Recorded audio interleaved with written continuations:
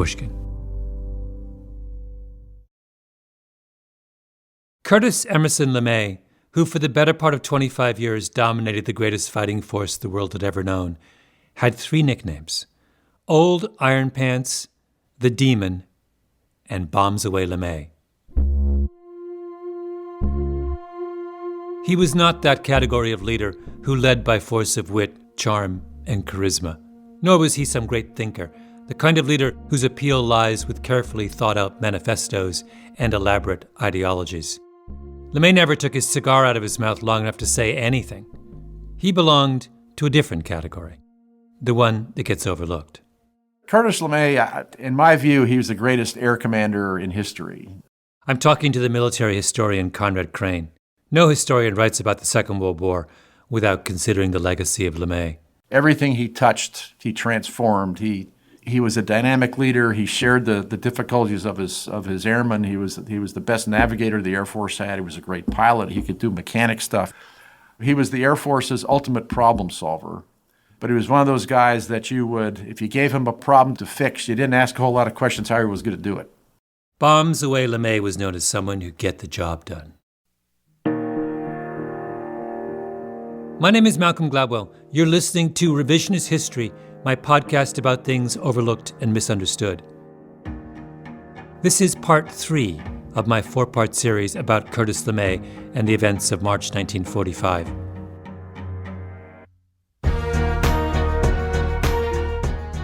This episode is about the role of people like Curtis LeMay in times of crisis.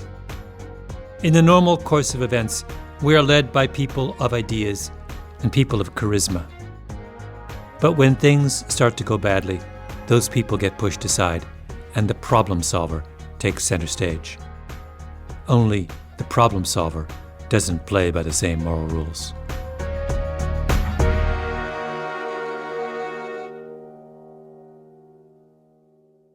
Let me give you an example of what it means to approach the world the way someone like Curtis LeMay did. It's not one of the signature stories in the LeMay legend. It happened long before he was famous, years before the Second World War. He would mention it sometimes in passing in some of the interviews he gave in retirement. But it's one of those stories that made me stop and say, oh, I think I understand him now. In 1937, with the threat of war in Europe growing, the Army's Air Corps wanted a chance to practice their bombing technique. Real-world practice, only with dummy bombs, 50-pounders filled with water. Let me tell you the story of that. I mentioned that the Air Force has been battling to make a contribution to the defense of the country ever since I've been around. Nobody paid much attention to it. This is an interview LeMay gave to the Air Force Academy in 1971, a few years after leaving his post as Chief of Staff of the Air Force, when he was taking the post-retirement victory lap that famous generals take. We wanted an exercise where we could drop bombs on a battleship, find a battleship.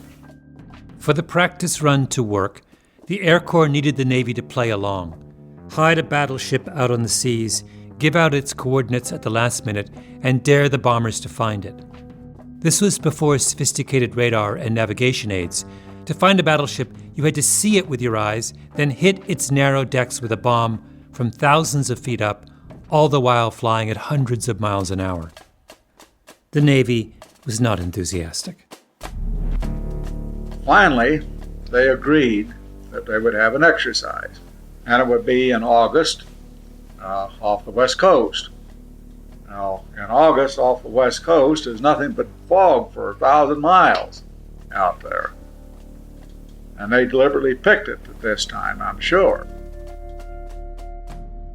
How could you spot a battleship in 1,000 miles of fog? To make matters worse, the Navy bent the rules. The agreement was to have the war game run for 24 hours, from noon the first day until noon the next. But the Navy didn't give out the coordinates of its ship, the USS Utah, until late the first afternoon. And the coordinates they gave were wrong, off by 60 miles.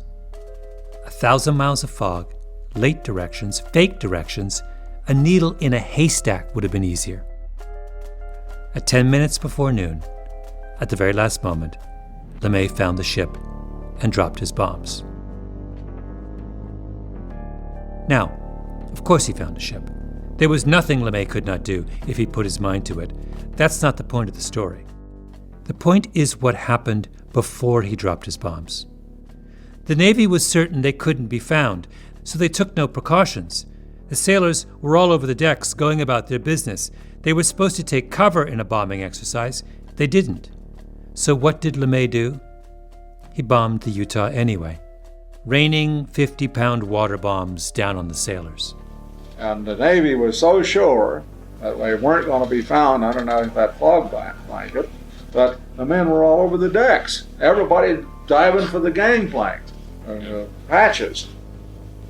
And we heard rumors that there were a few people hurt a little bit. Imagine how other types of leaders might have handled the decision to bomb after seeing sailors out on the deck. The thinker would have understood the moral dimensions of willingly harming one of your own in the course of a routine training exercise. The charismatic leader would have wondered, what will my own men think of me if they see that I am capable of such a casual act of brutality? But the problem solver? The problem was to find the Utah and bomb it. And so he bombs it.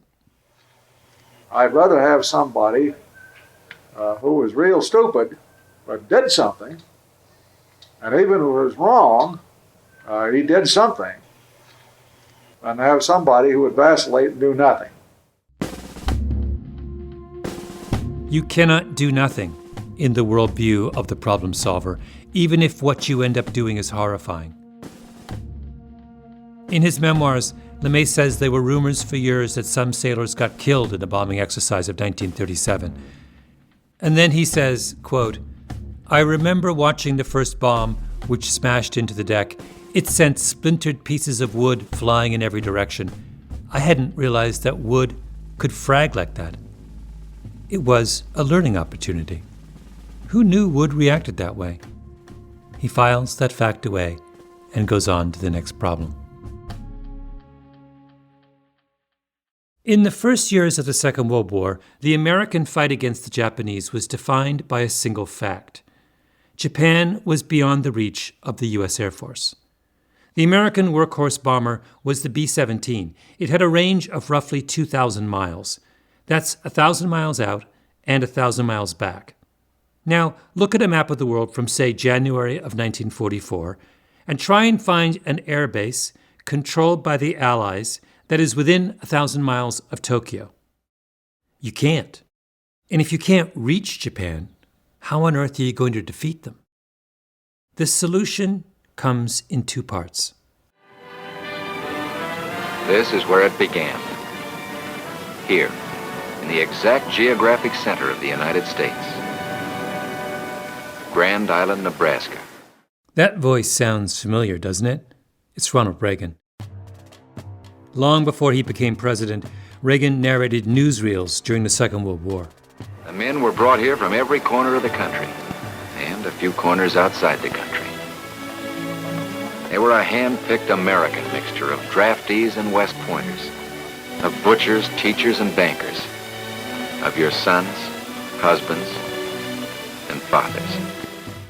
In the newsreel, we see soldiers arriving in barracks, handsome, crisp uniforms, all gazing up at a magnificent, gleaming airplane. She was the B-29, the Superfort, designed to carry more destruction and carry it higher, faster, farther than any bomber ever built before. And to complete this mission, that's exactly what she was going to have to do. She, the B-29, was one of the great achievements of the American war effort. An enormous bomber dedicated entirely to the fight against the Japanese in the war's Pacific theater. The B-29's range, 5,600 miles, much better than its predecessor. So then came the second step. In the summer of 1944, in some of the most brutal fighting of the war, the Marines captured 3 tiny specks in the middle of the Western Pacific: the Mariana Islands, Guam, Saipan, and Tinian. Why were they captured?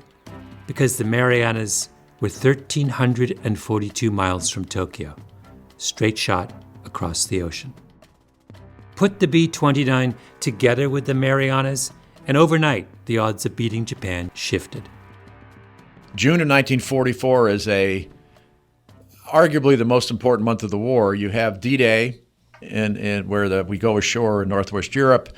You have the invasion of the Marianas in the Pacific, the final breaking of the internal defense line of the Japanese, the fall of the Tojo government because of that. So all that stuff happens in that same month. Throughout the summer and fall of 1944, the Navy built massive bases on each of the captured islands of the Marianas. The biggest base contained the largest airport in the world. That was on Tinian. 6 runways, the equivalent of 3 Boulder Dams worth of concrete. And when they were finished, the military began flying in brand new B-29 bombers, hundreds of them. Their final base was no longer a mystery. 4,000 miles farther west, with only one refueling stop on the way, lay the island of Saipan. Less than 4 months before, it had still been in the hands of the Japanese. To head up the newly created B-29 strike force, known as the 21st Bomber Command, the military brass brought in a high priest of the bomber mafia, a brilliant young general named Haywood Hansell. Haywood Hansell came from an aristocratic Southern military family. His great-grandfather was a general in the Confederate Army, his grandfather a Confederate officer. Hansell's father had been an army surgeon who came to dinner in a white linen suit and a Panama hat. Hansell himself was a skilled dancer, a poet, and an aficionado of Gilbert and Sullivan operettas. His favorite book was Don Quixote. He felt a connection with a knight tilting at windmills. He put flying first, polo second, and family a distant third. Once, the story goes, early in his marriage, he heard a baby cry and turned to his wife. "What's that sound?" "That's your son," she said. He liked to carry a swagger stick, like the English army officers did. As a child, he was nicknamed Possum because of the narrowness of his face. The name stuck. On his final mission as a pilot, a bombing run over Belgium, Hansell entertained his exhausted crew with a rendition of the popular music hall song, "The Man on the Flying Trapeze." This is the most famous version, Eddie Cantor's. Oh, he floats through the air with the greatest of ease, this daring young man on the flying trapeze. His actions are graceful, all girls he does please, and my love was stolen away. I wept and I wept. Of all the bombing fundamentalists to come out of the Air Corps Tactical School, Haywood Hansell was the truest believer, the idealist. Air power, intelligently and surgically deployed, could bring any enemy to its knees. Well, the first operation against Japan was called San Antonio 1. It was coordinated with the Joint Chiefs of Staff strategy, which made the timing extremely important. As a matter of fact, we were in some danger of standing or falling on this operation. When Possum Hansell takes over in the Marianas in 1944, he says to himself, "What is the critical vulnerability of the Japanese war economy? What can my new B-29s attack?" The answer to him is obvious: the Japanese aircraft manufacturing plants, which are almost entirely concentrated in a few factories in and around Tokyo.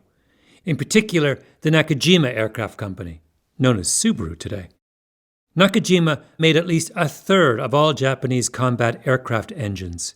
Hansell said, "Let's hit Nakajima and we'll cripple the Japanese fighting force." The newsreel Ronald Reagan narrated is all about that first attack by Hansell on Nakajima. 6 hours later, through the clouds, they saw it. Fujiyama. Here come some modern symbols. Phosphorus bombs and flak. The B-29s traveled 1,500 miles from the Marianas, skimming over the ocean at several thousand feet. As they approached Japan, they climbed to 25 or 30,000 feet out of harm's way.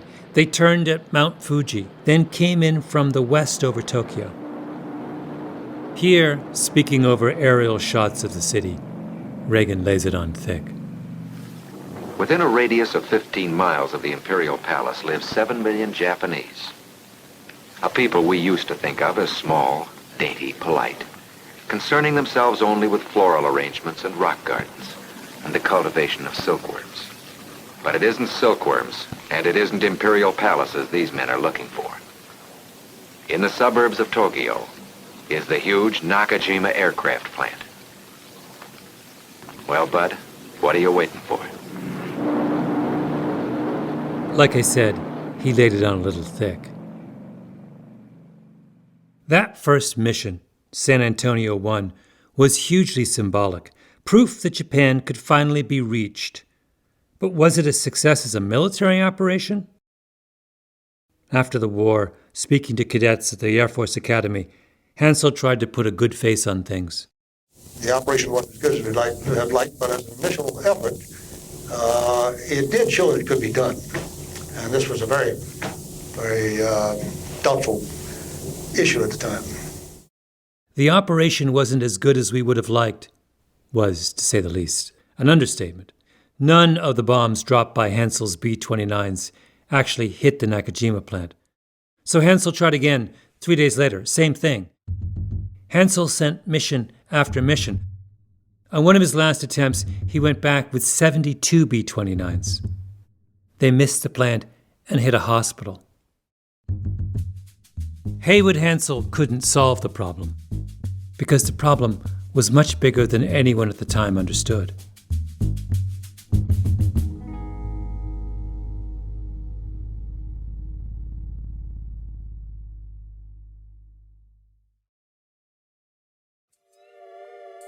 I was looking online for new earbuds, and of course, I went to the normal brand. And I saw that they cost hundreds of dollars for little pieces of plastic. Are we sure that's all they are? Do they have an alternate identity as digital currency, like Bitcoin for the ears? Do smugglers say, like, don't pay me in dollars, just pay me in wireless earbuds, easier to launder? Do I need to call my broker? I'm worried about the economy. Can I put everything I have in wireless earbuds? The whole thing's insane. Except, that is, for my favorite earbud, the upstart Raycon. Raycon earbuds start at about half the price of the other wireless earbuds on the market, and they sound just as amazing. Their newest model, the Everyday 25 earbuds, are the best ones yet, with 6 hours of playtime, seamless Bluetooth pairing, more bass, and a more compact design that gives you a nice, noise-isolating fit. I love the way they fit in my ear. They don't hang down like some kind of strange growth. Stylish, discreet. Now is the time to get the latest and greatest from Raycon. Get 15% off your order at buyraycon.com/Gladwell. That's buyraycon.com/Gladwell for 15% off Raycon wireless earbuds. Buyraycon.com/Gladwell. Here's the thing about home security companies. Most trap you with high prices, tricky contracts, and lousy customer support. They say, we want to protect you from criminals. But I say, who's going to protect me from the person protecting me from criminals? Which is why I use SimpliSafe, the only home security company that's not a threat to your personal financial security. SimpliSafe's got everything you need to protect your home with none of the drawbacks of traditional home security. It's got an arsenal of sensors and cameras to blanket every room, window, and door, tailored specifically for your home. Professional monitoring keeps watch day and night, ready to send police, fire, or medical professionals if there's an emergency. You can set it up yourself in under an hour. Just peel and stick the sensors exactly where you need them. No technician required. And there's no contract, no pushy sales guys, no hidden fees, no fine print. All this starts at $15 a month. I'm not the only one who thinks SimpliSafe is great. U.S. News & World Report named it the best overall home security of 2020. Try SimpliSafe today at simplisafe.com/Gladwell. You get free shipping and 60-day risk-free trial. There's nothing to lose. That's simplisafe.com/Gladwell. Long after the war, one of Haywood Hansel's B-29 pilots, Lieutenant Ed Hyatt, was interviewed for a documentary by the BBC. After flying 6 hours, we climbed up to bombing altitude. We climbed up to 37,000 feet. And just as we broke out of the storm, there's Mount Fuji sitting right in front of us. And it's a gorgeous sight, it really is. Hyatt tried to describe what went wrong on those first B-29 precision attacks on Tokyo.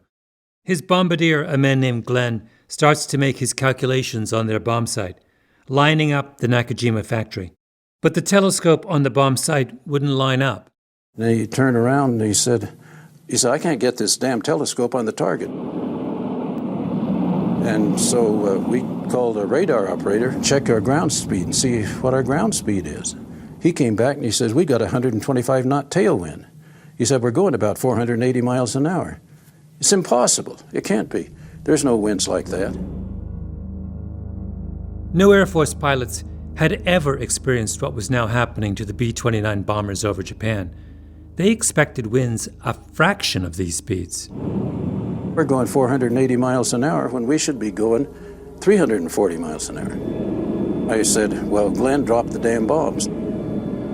He dropped the bombs, and we were already 12 miles past the target because of that wind. They were bewildered, and back at base, they couldn't explain what happened to their superiors. When they debriefed us, they gave us a 3rd degree. They said, no, there is no such thing. There can't be a wind like that. You're lying, you didn't make it over the target, you're just making this up. But one crew after another arrived back at the Marianas and told the exact same story. To tell you how powerful these winds were, a reconnaissance plane went up one time to take some pictures after a mission to see how effective they'd been, and the navigator called the pilot and told him they were going 3 miles an hour backwards. That was something you couldn't afford to do, because if you went from east to west, you were going to be a sitting duck for Japanese fighters or their flak. To solve that puzzle, Hensel turned to his team of meteorologists. They'd all been trained at the University of Chicago. Back then, in the days before sophisticated radar, meteorologists were crucial to the success of bombing campaigns. If you were doing a daylight bombing run over a city, you had to see the target in order to line up the bomb site, and if the skies were too cloudy, that was impossible. So going or not going on a mission hinged on the weather forecast. But the tools available to meteorologists of that era were crude. The easiest thing to forget about the Second World War is that it was another technological era. It's half 20th century and half 19th century. The chief tool of the meteorologists of that time were balloons, weather balloons, that would float up into the atmosphere carrying little instrument kits that could record the wind, the temperature, and the humidity and transmit that information back to Earth. I asked John Lewis about those days. He's a scientist at the Desert Research Institute in Nevada. He knew a number of the meteorologists who worked with the Air Force during the war. Are these balloons, forgive me, it's a very naive question. Are they connected by a rope, or are they just free-floating? Oh, no, they're released. They'll eventually, as the pressure gets lower, as the balloon goes higher in the atmosphere, they expand, kaboom, they explode, and they fall to the ground with the instrument attached. And at that time, they had a message on all the instrument packages: could you please return this to the University of Chicago? In the Pacific field of war, that technique wasn't going to work. So there they were, the meteorologists, in the middle of the Pacific, with one of the most important jobs in the whole outfit, figuring out when to send the bombers. And they're baffled. What's with these winds?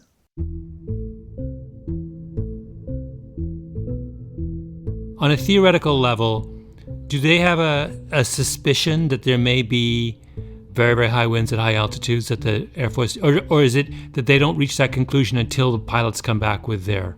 They did not reach the conclusions until the pilots came back.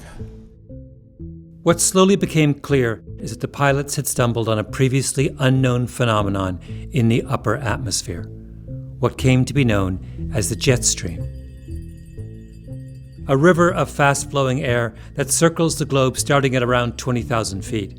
Some scientists had theorized about the jet stream, but until the B-29 was built, almost no one had ever flown at altitudes high enough to experience those winds firsthand. This fast stream of air, very narrow, moves from north to south in both hemispheres. Basically, it is dividing the very cold air of the polar regions from the more warm mid-latitude and equatorial air. Yeah. When you say very narrow, how narrow? I would say typically 200 kilometers across, something on that order. So that's the narrowness of it. And does it entirely encircle the Earth? It does. So, what is the problem facing the pilots gathered on the Marianas? That in the winter of 1944 and the early spring of 1945, this narrow, hurricane-force band of air known as the jet stream happens to be directly over Japan. And that makes it impossible for Hansel to do any of the precision bombing that he had planned to do. If they fly across it, the plane will get blown sideways. If they fly into it, they'll be fighting to stay aloft and be easy targets for the Japanese. And if they fly with it, they'll be racing too fast to take proper aim. In the service of a conviction that bombing could bring Japan to its knees, thousands of Marines had been killed in the fight to capture the Marianas. The construction of the 3 island air bases had been one of the most intensive engineering feats of the war. The B-29 was a $3 billion project. That's $43 billion in today's money. All of that investment in the air war against the Japanese by December of 1944 had come up empty.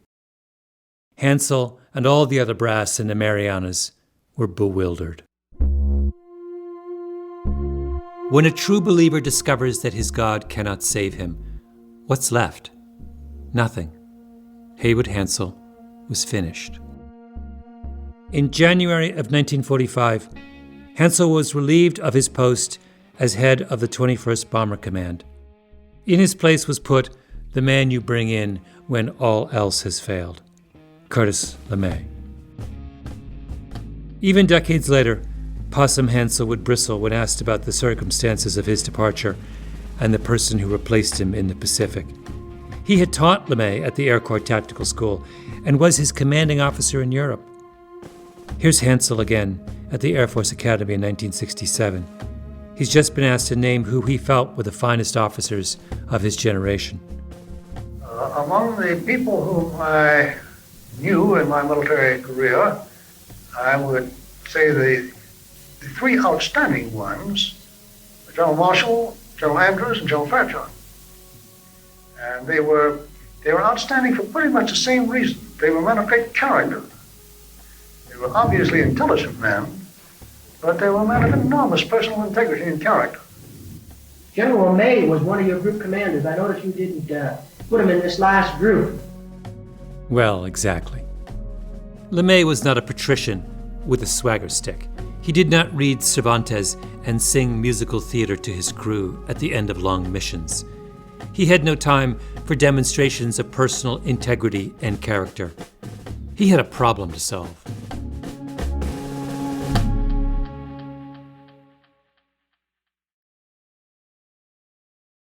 These days, it's harder than ever to lead a happier life. But I've found that if you really want to find happiness, you should look for answers in evidence-based science. I'm Dr. Laurie Santos, a professor at Yale University. In my podcast, The Happiness Lab, I discuss how the latest research on the science of well-being can change the way you think about happiness. We tackle topics like how to deal with loneliness and how you too can get over your complaining. You can find The Happiness Lab wherever you listen to your podcasts. I want to tell you about another podcast I think you'll like. Thrilling Tales of Modern Capitalism tells hidden stories about the brands that shape the way we live and work. Some of these stories are epic disasters. Take Carnival Corporation, which made headlines as its cruise ships became floating coronavirus outbreaks. But did you know that Carnival's first ever voyage ran aground, and it's been creatively deflecting disaster ever since? Other companies bring tales of skyrocketing success. Hear how an 11-year-old testing simple computer games with kids in his neighborhood became the billionaire CEO of Epic Games, maker of Fortnite. Triumph or failure, every company has a story, and those stories are more thrilling than you may ever have imagined. Subscribe to Thrilling Tales of Modern Capitalism from Slate in Apple Podcasts or wherever you listen. When he takes over the 21st Bombing Command, when he first arrives in the Marianas, he does not have his eventual strategy worked out. His mind is still open. Yes. Yeah. That is correct. I'm talking again with the military historian Conrad Crane about Curtis LeMay after he takes over command from General Haywood Hansell in January of 1945. I'm really curious to sort of reconstruct his thought process, all the reasons why he arrives at the strategy he finally arrives at. So does he begin by doing exactly what Hansell had done? Well, he walks in and he looks around and sees the primitive nature of the facilities and said, this won't do. LeMay is not happy with the military's infrastructure on the Marianas. It was all built by the Navy's construction battalion, the Seabees. LeMay has lost none of his disdain for the Navy, the people who cheated in the bombing exercise years before. He gets invited to have dinner with Admiral Nimitz, who also is headquartered in the Marianas, and he goes over to Nimitz's place, and he's in this ornate, almost a palace, and he gets fed on the, very formal naval-style dinner with the tablecloths and being served and everything. So he invites the Admiral Nimitz to visit him for dinner in the next couple of days, and Admiral Nimitz shows up for his dinner, and sitting in a Quonset hut on a couple of crates eating sea rations. And at the end of the meal, Nimitz looks at LeMay and says, "I get your point." And then he started sending more construction materials to LeMay to help finish up the rest of the facilities. By the early spring of 1945, LeMay was ready. He starts out by trying his own version of the strategy taken by his predecessor. He decides to take out the Nakajima aircraft plant in Tokyo. His perception is that he's still expected to do high-altitude precision bombing. So he's going to do everything he can to make sure that high-altitude precision bombing is going to be more effective. LeMay sends 2 missions against Nakajima in January, 1 in February, another in early March, hundreds of B-29s making the long trek to Japan. And in the end, the plant is still standing. He's run up against the same obstacle as Hansell did. How can I force a Japanese surrender from the air if I can't hit anything? When he realizes he's fixed all those problems, there's nothing else he can tweak, he says, okay, I've got to try something different. LeMay's first realization is that the jet stream is a powerful force. It can't be wished away, and it's making everything else impossible. The first principle of precision bombing doctrine is that the bomber should come in high, well above the range of enemy fire and anti-aircraft guns. LeMay throws it out the window. He decides the B-29s will have to fly at lower altitudes under the jet stream. And once he realizes he's going to have to go to lower altitude, then that leads to a whole set of other conclusions from that. Next logical step. Precision bombing was supposed to be daylight bombing. You needed to see the target before you could line up the bomb site. But if LeMay's bombers came in low during the day, they would be sitting ducks for the Japanese air defenses. So he decides they have to come under cover of night. Once you realize you can't go to high altitude anymore, it drives kind of the rest of his decision process. Jet stream means low. Low means night. And the decision to switch to night raids means you can't do precision bombing anymore. Because there's no way with the technology of the time that a bombing crew would be able to focus on any precise target if they couldn't see it. So just like that, Curtis LeMay does an about-face. The man who came of age in the high church of precision bombing decides at the most crucial juncture of his career to abandon his faith, to bomb indiscriminately, to become an area bomber. And what weapon would he use for that task? He knew as well as anyone the reports from the Army testing grounds back in America, where perfect replicas of Japanese towns had been incinerated by Harvard's new wonder weapon. The whole plan is so radical that when LeMay sends a copy of it to Washington for the approval of his boss, General Hap Arnold, he makes sure it arrives on a day when Arnold isn't in his office. so he can get that initial raid off before Arnold really has a chance to look at it very much, because he realizes he's taking a risk. B-29s are very valuable. It's very risky. You're talking about going in at night, low altitude. He leaves most of the ammunition and gunners behind. Crucial fact: the only thing LeMay lets his pilots have to defend themselves is a tail gunner. All other guns are removed. He wants to save as much weight as possible for bombs.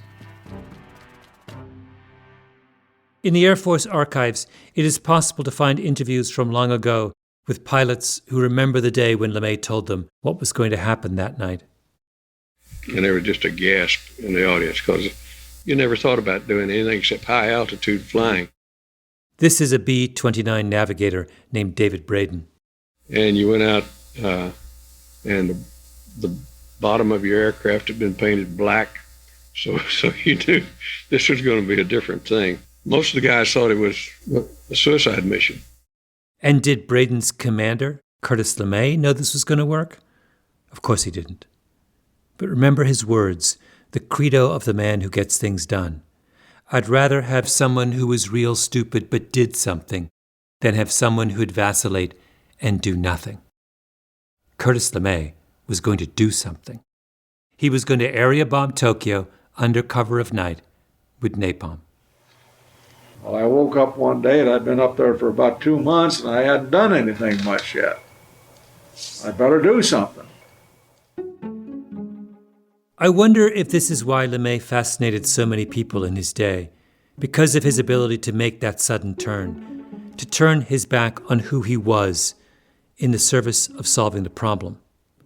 Curtis LeMay was a member of the bombing mafia, a graduate of the Air Corps Tactical School, a proponent of precision bombing, progress unhindered by custom. Later in his career, he would champion something called the B-70 bomber, an airplane so absurdly complicated, so ridiculously advanced, so preposterously expensive, and so deliciously and fantastically tricked out that the Air Force only built 2 prototypes, one of which crashed. The other has spent its entire life in a museum. LeMay was, in his heart, always the little boy who ran after airplanes in the sky. And yet when he needed to, he could take all that, his entire identity, the modern, progressive, skilled warmaker, and throw it out the window. General May, where did the idea for the low-level fire attacks originate? We had ideas flying back and forth a lot. It was my basic decision that made it. Nobody said anything about night incendiary bombing, but he had to have some results, and I had to produce them. If I didn't produce them, I made a wrong guess, get another commander in there. That's what happened to Hansel. I got no results. I had to have them. That's the reason for it. On the night of March 9th, 1945, Curtis LeMay launched Operation Meeting House. He sent 334 B-29s from the Marianas to Tokyo, loaded with as much napalm as they could carry. The target was not the Nakajima aircraft plant. That plan was over. The new target was a densely populated region of Tokyo straddling the Sumida River, a few miles east of the Imperial Palace, Zone 1. The first few bombers dropped flares, marking the target area for those that followed. LeMay was sending in his bombers at 5,000 feet, incredibly low. That was so crazy that the Japanese were completely unprepared. The bombs fell from the B-29s in clusters. They were small steel pipes 20 inches long, weighing 6 pounds, packed with TNT and napalm. Little baby bombs, each with a long silver gauze streamer at one end, so that if you looked in the sky that night in Tokyo, there would have been a moment of extraordinary beauty. Thousands of these little silver daggers falling down to earth. And then, boom.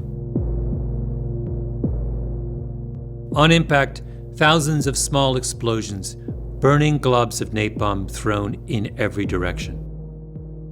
All told, by morning, 1,665 tons of napalm dropped on Tokyo in one night.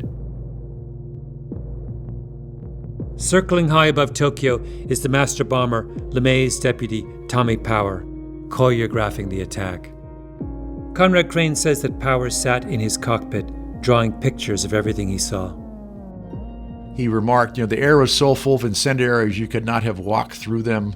By 2:37, the largest visible fire area was about 40 blocks long and 15 wide.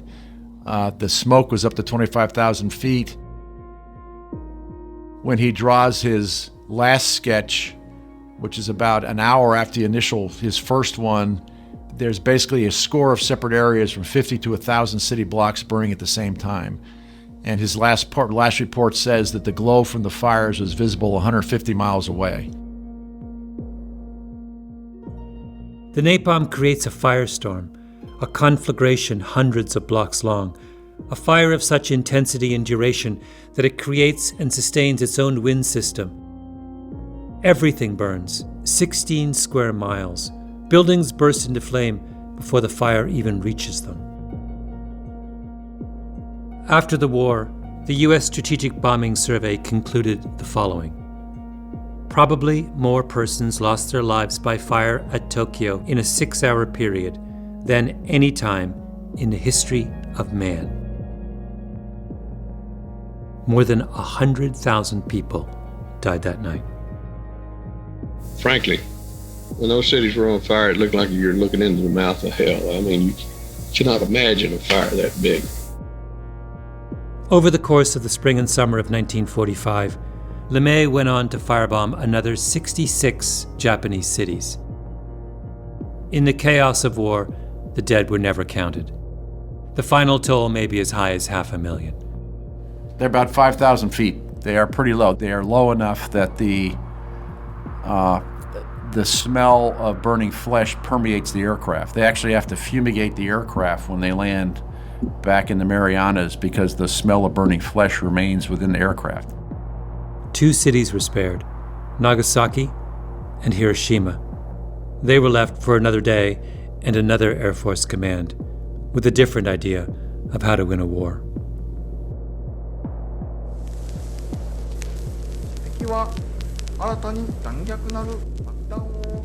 On August 15th, 1945, at 12 noon, the Emperor of Japan surrendered. The Air Force was asked to bring Japan to its knees from the air so that a ground invasion could be avoided. They succeeded. Next week, the reckoning. When you burn alive hundreds of thousands of civilians in the course of a military objective, what happens next?